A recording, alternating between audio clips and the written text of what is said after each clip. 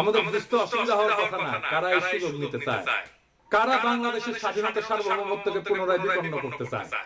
অতএব উত্তেজিত এবং ক্ষুব্ধ জনতাকে থামাইতে হবে, দৃঢ়ভাবে শান্তভাবে ধৈর্যের সাথে এবং অবিলম্বে হাদির লড়াইকে রক্ষা করার জন্য, নতুন বাংলাদেশকে রক্ষা করার জন্য, বিপ্লবকে রক্ষা করার জন্য এবং যে ইনসাফ, মর্যাদা এবং আদর্শে অবিচল থাকার কারণে হাদিকে জীবন দিতে হয়েছে, সেই সুমহান লক্ষ্যের স্বার্থে আমাদের এই দায়িত্ব পালন করতেই হবে।